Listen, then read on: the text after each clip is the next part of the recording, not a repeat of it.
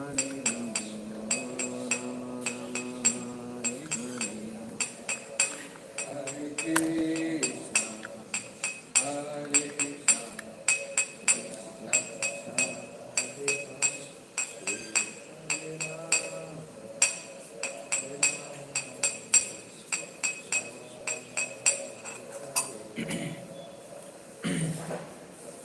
Krishna.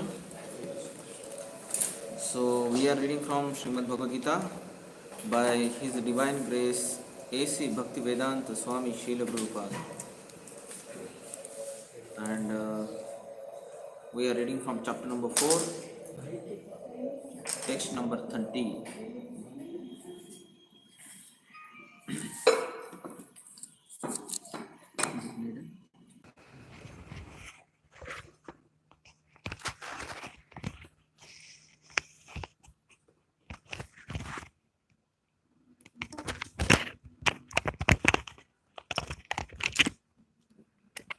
Hare Krishna.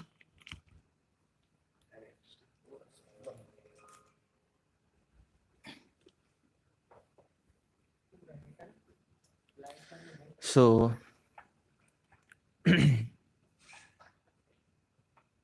chapter number 4, text number 30. सर्वेप्येते यज्ञविदो यज्ञक्षपि कल्मषः यज्ञशिष्टामृतभुजो यान्ति ब्रह्म सनातनम्। सर्वप्येते यज्ञविदो यज्ञक्षपितकल्मषा यज्ञशिष्टामृतभुजो यान्ति ब्रह्म सनातनम्। ये सभी यज्ञ करने वाले यज्ञों का अर्थ जानने के कारण पाप कर्म से मुक्त हो जाते हैं और यज्ञों के फलस्वरूपी अमृत को चखकर परम दिव्य आकाश की ओर बढ़ते जाते हैं। तात्पर्य: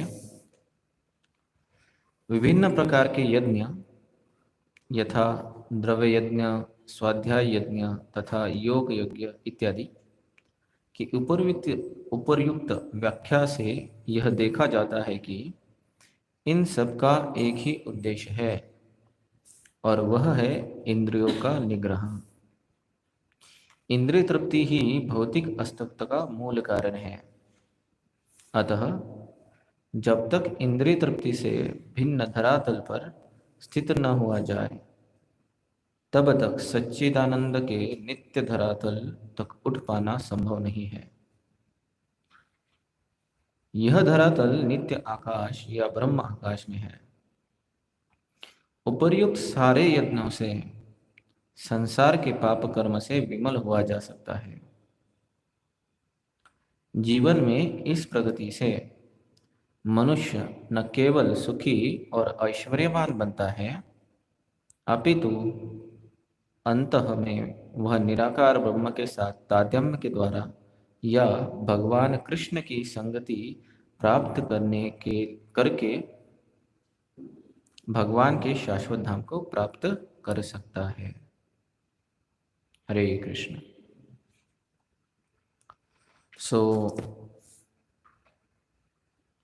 आप सभी का स्वागत है आज के शाम के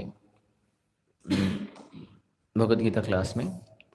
और आज हम भगवद गीता का एक बहुत ही सुंदर श्लोक देखने वाले हैं। ये बहुत महत्वपूर्ण है। देखो, भौतिक जीवन में हम देख पाते हैं कि हमारे जीवन में सुख और दुख आते जाते रहते हैं। जैसे भगवद गीता में भगवान कहते हैं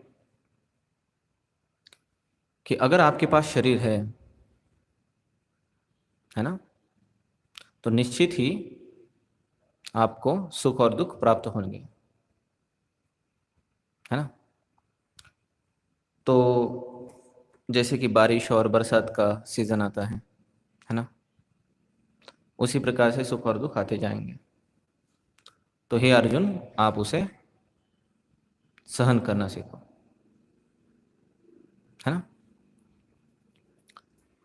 तो कभी कभी व्यक्ति ऐसा सोच सकता है कि ठीक है, अच्छी बात है। फिर भगवत गीता में हम देखते हैं कि भगवान आध्यात्मिक जगत के बारे में भी कहते हैं, है ना। तो भगवान कहते हैं कि हे अर्जुन, आप जो हो, अगर किसी भी लोक में जाओगे तो भी आपको वापस यहाँ पे आना पड़ेगा, है ना। लेकिन अगर आप जो हो, अगर मेरे धाम आते हो तो आपको पुनः यहाँ पे आना नहीं पड़ेगा। माम उपपत्ति कौन्तेय पुनर्जन्म न विद्यते, आ ब्रह्म भुवन लोका पुनरावर्तन सोचो। ठीक है। तो ठीक है, हमें यहाँ पे पता चलता है आध्यात्मिक लोग भी है ना। और इस संसार में, इस भौतिक जीवन में सुख और दुख भी आते हैं। तो कभी कभी कुछ लोग कहते हैं कि ठीक है, भौतिक संसार में तो अब हम आ गए, तो अभी भौतिक संसार में सक्सेसफुल बनना है, ऐश्वर्यवान बनना है ना। तो यहाँ पे भी थोड़ी बहुत सुख की प्राप्ति चाहिए, यहाँ पे भी ऐश्वर्य चाहिए इत्यादि। तो ऐसा कोई सीक्रेट है क्या? भौतिक जीवन में हमको दोनों चीजें चाहिए, भौतिक जीवन में भी सुख चाहिए और आध्यात्मिक जीवन में भी सुख चाहिए, है ना। ऐसे नहीं कि आध्यात्मिक जीवन में जाने के बाद सुख बनेंगे इत्यादि। तो ये वो श्लोक है, तो इसलिए आज का श्लोक थोड़ा ध्यान से। कभी कभी जैसे ही हम आध्यात्मिकता की बात सुनते हैं तो सामान्य व्यक्ति क्या हो जाते हैं, डर जाते हैं। आध्यात्मिक जगत में जाएंगे तो फिर हमें ये छोड़ना पड़ेगा, वो छोड़ना पड़ेगा, तो फिर कैसे, जीवन में तो सारा सुख ही चला जाएगा फिर। बहुत सारे निग्रह होते हैं ना। तो कभी कभी लोग डर स्पिरिचुअलिटी को अपनाने के लिए, है ना। ठीक है, तो हम समझने का प्रयास करेंगे इसका आंसर। ये सभी यज्ञ करने वाले यज्ञों का अर्थ जानने के कारण पाप कर्मों से मुक्त हो जाते हैं और यज्ञों के फल रूपी अमृत को चखकर परम दिव्य आकाश की ओर बढ़ते हैं। ठीक है, ये ट्रांसलेशन अनुवाद है। तो यहाँ पे हम देख सकते हैं कि जब कोई व्यक्ति यज्ञ को समझता है, यज्ञ के अर्थ के बारे में समझता है ना, तो उसको वह करता रहता है निरंतर स्तर पे। और जैसे ही वो यज्ञ करते रहेंगे, वैसे उनके पापों क्या हो जाते जाएंगे, नष्ट होते जाएंगे। ठीक है। और जैसे जैसे पाप नष्ट होंगे और यज्ञ करेंगे, तो साथ ही साथ में उनका क्या कह सकते हैं हम, यज्ञ के जो फल होते हैं, अमृत रूपी फल, उनको भी वो प्राप्त करके दिव्य आकाश की ओर बढ़ते जाते हैं, यानी स्पिरिचुअल बेनिफिट्स मिलते हैं उनको। ठीक है। तो अभी तक हमने अलग अलग प्रकार के यज्ञ के बारे में डिस्कशन किया था पिछले श्लोकों में। ठीक है। अब तात्पर्य में कहते हैं प्रभुपाद जी, विभिन्न प्रकार के यज्ञ तथा द्रव्य यज्ञ, स्वाध्याय तथा योग यज्ञ की उपर्युक्त व्याख्या से यह देखा जाता है कि इन सब का एक ही उद्देश्य है, और वह है इंद्रियों का निग्रह। ये हमको समझना बहुत महत्वपूर्ण है, इंद्रियों का निग्रह, ये पूरे श्लोक में। ठीक है। इंद्रिय तृप्ति ही भौतिक अस्तित्व का मूल कारण है। हम जो इंद्रिय तृप्ति करते हैं, वैसे तो भगवत गीता में अनंत प्रकार से इसके बारे में बताया गया है। भोग ऐश्वर्य प्रसक्ता नाम तय्यापयत चेतसाम, है ना। अलग अलग जगह पे बताया गया है कि अगर कोई व्यक्ति भोग में लिप्त है तो उसको आध्यात्मिक लाभ प्राप्त होना बहुत कठिन हो जाते हैं, है ना।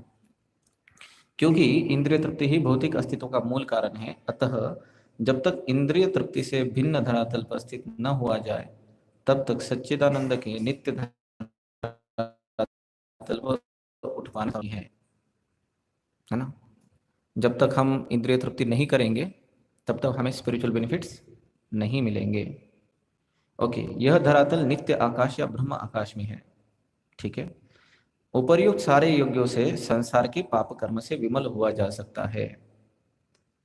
अब जो लाइन है। प्रभुपाद जी जो अन्न तात्पर्य में लिखते हैं, जीवन में इस प्रगति से मनुष्य न केवल सुखी और ऐश्वर्यवान बनता है, अपितु अंत में वह निराकार ब्रह्म के साथ लिप्त होता है या फिर भगवान कृष्ण की संगति प्राप्त करके शाश्वत धाम को प्राप्त कर सकता है।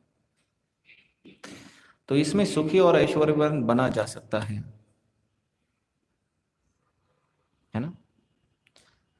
तो अभी सभी जो यज्ञ है, तो यज्ञों का अर्थ होता है, जैसे भगवत गीता में भगवान कहते हैं भुक्तारम यज्ञ तपसाम, है ना, कि सभी यज्ञों का परम भुक्ता मैं हूँ।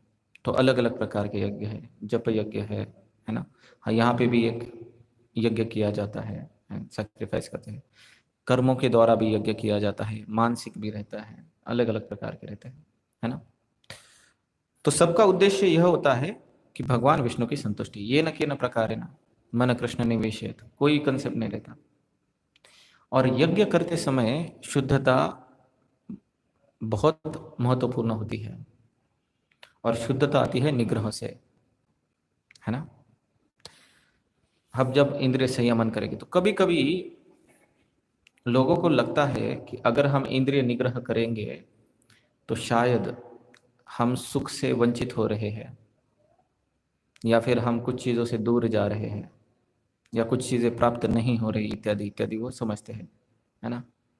ये इस प्रकार से है कि जैसे छोटे बच्चे हैं, उनको चॉकलेट खाने की बहुत इच्छा हो रही है, और वो क्या कर रहे हैं, चॉकलेट मांगे जा रहे हैं, मांगे जा रहे हैं, मांगे जा रहे हैं, और कंटिन्यूस चॉकलेट खा रहे खा रहे खा रहे। तो पिताजी और माता जो है वो कहते कि बेटा चॉकलेट ज़्यादा ना खाओ, आपको परेशानी हो सकती है।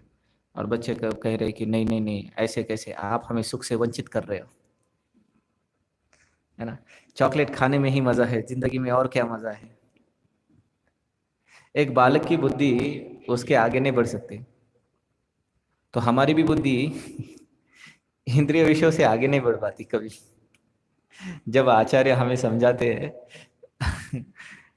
इंद्रिय निग्रह करो, तो हम बोले ऐसे कैसे इंद्रिय निग्रह करो, असली मजा तो इंद्रिय तृप्ति में है ऐसे। लेकिन इंद्रियों की तृप्ति रखना यह भौतिक अस्तित्व का मूल कारण है ना। तो जब तक हमारे जीवन का लक्ष्य रहेगा कि खुद की इंद्रिय तृप्ति करना, और अपने साथ जितने भी लोग हैं, मतलब शरीर से संबंधित, बाकी लोगों से कोई फर्क नहीं पड़ता हमें विशेष, है ना। जैसे कि कुछ लोग कहते हैं कि सबको खाना मिलना चाहिए, सबको मतलब मेरी फैमिली और हमारे आजू बाजू के ऑनलाइन। बाहर कोई अगर गरीब है तो हम देखते भी नहीं, ऐसे भुर के निकल जाते हैं वहां से, है ना। बोलते हैं उनके कर्मों के कारण वो फल भोग रहे हैं इत्यादि, है ना। और हमारे घर में मूर्ख लोग हैं तो भी हमको तो यह भौतिक संसार का मूल कारण है, ठीक है। कोई व्यक्ति कहेगा इसमें बुराई क्या है, अगर हम इंद्रिय तृप्ति करेंगे तो उसमें बुराई क्या है, भौतिक जीवन में तो आप आ गए, थोड़ा बहुत कर लेते हैं, है ना। थोड़ा जब भी करेंगे, थोड़ा इंद्रिय तृप्ति भी करेंगे, क्या गलत है उसमें, तो बैलेंस हो जाएगी लाइफ एकदम, है ना। ऐसा होता है ना, भौतिक जीवन भी जीना है हमको, आध्यात्मिक जीवन भी जीना है, ऐसे। देखो, इंद्रिय तृप्ति करना उस समान है कि जैसे हम अग्नि में डालते हैं घी। जितना ज्यादा घी डालेंगे उतना ज्यादा अग्निकुंड क्या हो जाएगा, प्रज्वलित हो जाएगा। और जितना अग्नि कुंड को प्रज्वलित करेंगे उतनी आग बढ़ेगी। उसी प्रकार से इंद्रिय तृप्ति जो भौतिक अस्तित्व का कारण रहता है, मुख्य कारण, तो जितना भी हम प्रयास करें इंद्रियों को तृप्त करने के लिए, किसी भी प्रकार से, या अपने हो अपने परिवार वालों के हो, किसी के भी इंद्रियों को तृप्त करने का या इच्छाओं को संतुष्ट करने का, भगवत गीता में इसके बारे में विवेचन किया गया है। जैसे कुछ लोग हैं कि हमारी इच्छाओं को संतुष्ट करने की इच्छा, आज एक इच्छा है, कल एक इच्छा रहेगी, परसों एक इच्छा रहेगी, मेरी माता की इच्छा है, मेरे पिता की इच्छा है, मेरे बेटे की इच्छा है, मेरी बेटी की इच्छा है, तो अपना जीवन तो पूरा इच्छा पूर्ति में ही चला गया है। तो फिर आते हैं इच्छा पूर्ति भगवान, नवसाला पावनारे देव, जागृत देवस्थान इत्यादि। लेकिन इच्छाएं होती है निरंतर बहने वाली नदियों की तरह, जो निरंतर बहती ही रहती है ना। हर एक की इच्छाएं अलग अलग रहती है। तो ना तो वास्तव में हम किसी भी व्यक्ति के इंद्रियों को या फिर खुद की इंद्रियों को किसी भी समय या स्थिति में तृप्त नहीं कर पाएंगे, बल्कि जितना उनको फीड करेंगे उतना वो बढ़ेंगे, और इच्छाओं को भी हम कभी तुष्ट नहीं कर पाएंगे। इसलिए भगवान कहते हैं जीवन का लक्ष्य होना चाहिए बचपन से, कौमारम आचरित भाग्यो, बचपन से, है ना। अभी ये बच्चा है ना, इसकी उम्र से उसको सिखाए कि इंद्रियों को किस तरह से संयमित करना चाहिए। क्योंकि अगर हम उनको बोलेंगे कुछ नहीं, बच्चा है, खिलाओ उसको, तो फिर वो आगे जाके मानेगा नहीं फिर, है ना। ऐसे होता है ना। तो ये सारे जो यज्ञ है, इनमें इंद्रियों को संयमन करने का बहुत महत्व बल दिया गया है ना। जैसे कि भगवद गीता के 6ठे अध्याय में जो भगवान है ना, सॉरी अर्जुन जी है 6.35 में, है ना, कि अर्जुन कहते हैं कि मेरा मन जो है असन, वो बहुत चंचल है, मन कृष्ण प्रमाथि बलवर्धनम तस्या हम निग्रह मन वायु दुष्कृम।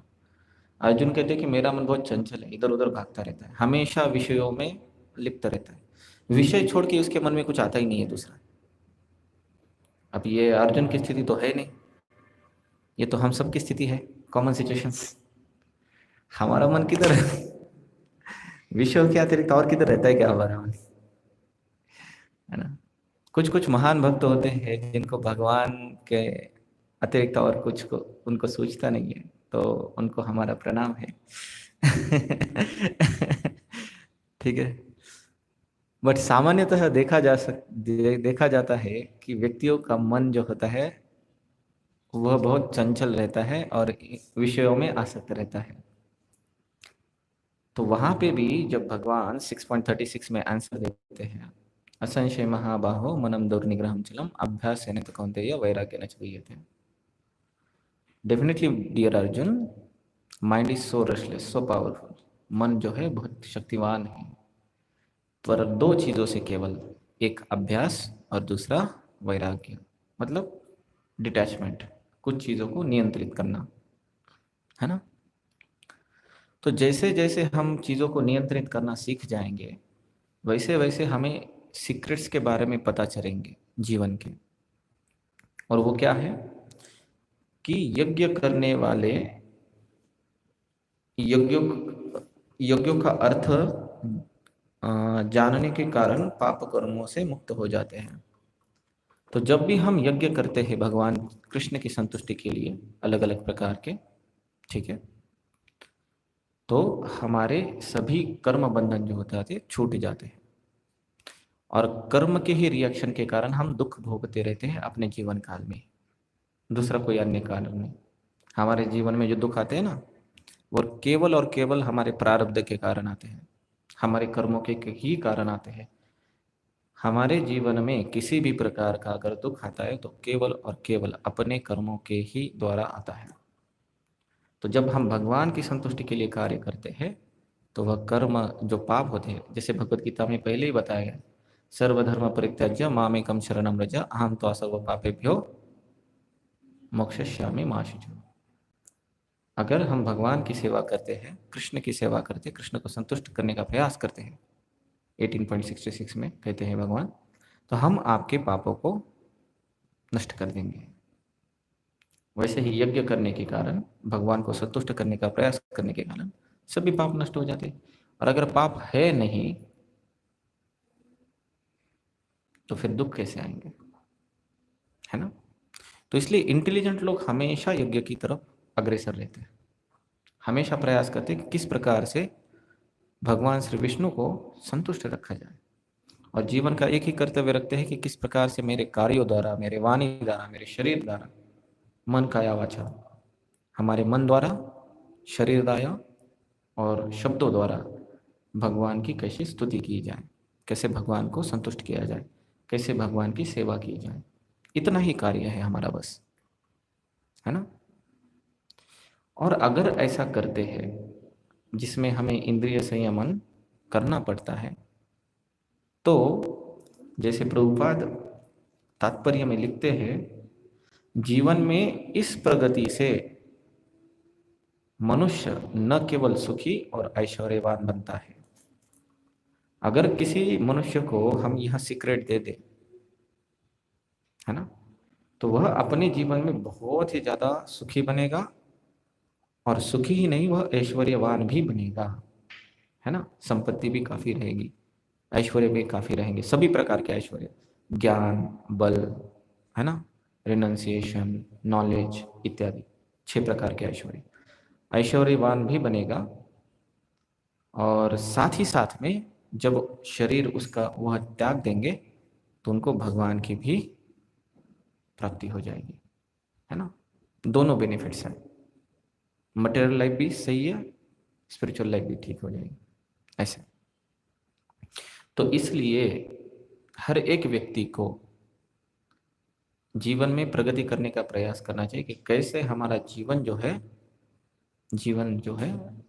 जीवन भर हम किस प्रकार से यज्ञ करते रहे, कैसे भगवान विष्णु को संतुष्ट करते रहे, हर एक कृति द्वारा, मन द्वारा, शरीर द्वारा और वाणी द्वारा, जिससे हमारे जो गलत कर्म है वह तो नष्ट हो ही जाएंगे, पाप नष्ट ही तो हो ही जाएंगे, साथ ही साथ में वो कार्य करने से, यहाँ पे अनुवाद में जैसे लिखा है, यज्ञों के फल रूपी अमृत को चख कर, तो यज्ञ करने के बाद उसका फल भी मिलता है ना, और वो अमृत रूपी रहता है, तो वो भी मिलेगा, वो भी प्राप्त होगा। तो यहाँ पे दोनों बेनिफिट हो रहे हैं, एक तो हमारा बोझा भी कम हो रहा है और बेनिफिट्स भी मिल रहा है। तो 5 उंगलियां घी में है, यहाँ पे बैकलॉग कम हो रहा है, पाप नष्ट हो रहे हैं, यज्ञों का फल प्राप्त हो रहा है, भौतिक जीवन में हमें ऐश्वर्य प्राप्त हो रहे हैं और सुखी भी हो रहे हैं। और इसके पश्चात जब हमारा शरीर समाप्त हो जाता है तो हम एक तो ब्रह्म ज्योति में विलीन होंगे, जैसे यहाँ पे लिखा है प्रभुपाद जी ने, या फिर हम भगवान के भगवत धाम में शाश्वत वास करेंगे। तो इसलिए मनुष्य को चाहिए कि इस रास्ते के ऊपर प्रगति की जाए, अपने इंटेलिजेंस को इस तरह से ट्रेन किया जाए कि वह मन काया वाचा से हर प्रकार से कृष्ण को संतुष्ट करने का प्रयास करें। और सभी को यह सिखाना भी जरूरी होता है, जिससे सभी का जो जीवन है वह क्या हो जाए, उनका परम कल्याण हो जाए। इसलिए भक्त जो रहते हैं वह बहुत प्रयत्न करते हैं, क्योंकि अगर इसके अलावा हम कोई भी कार्य करते हैं तो उससे क्या हो जाएंगे, एक तो हम कर्म में बंध जाएंगे या फिर विकर्म में चले जाएंगे, बरोबर।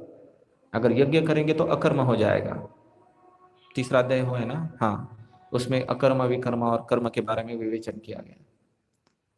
तो अगर हम विकर्म करेंगे तो पाप लगेगा और कठिन प्रसंग आएंगे जीवन में, कर्म करेंगे तो पाप पुण्य के फेरे में अटक जाएंगे, है ना। तो इसलिए सबसे श्रेष्ठ चीज होती है अकर्म को सीखना, कृष्ण की संतुष्टि के लिए सीखना। तो मटेरियल लाइफ भी सही हो जाएगी, स्पिरिचुअल लाइफ भी ठीक हो जाएगी और हर चीज हो जाएगी, ठीक है। तो यही तात्पर्य है। तो अगर कोई सेमिनार ले रहा है जीवन में कैसे सुखी बना जाए, तो उनको 4.30 दे देना, है ना। तो बोलने का देखो भौतिक जीवन में सक्सेसफुल होने का मार्ग, कृष्ण की संतुष्टि के लिए कार्य करना। और इसमें अगर इंद्रिय संयमन होता है तो मन स्थिर हो जाता है, भगवान में लीन हो जाता है, बुद्धि स्थिर हो जाती है, सभी प्रकार के, ठीक है।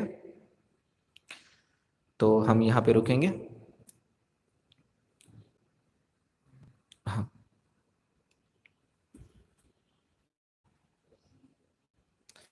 अगर किसी का कोई प्रश्न रहेगा तो जी माता।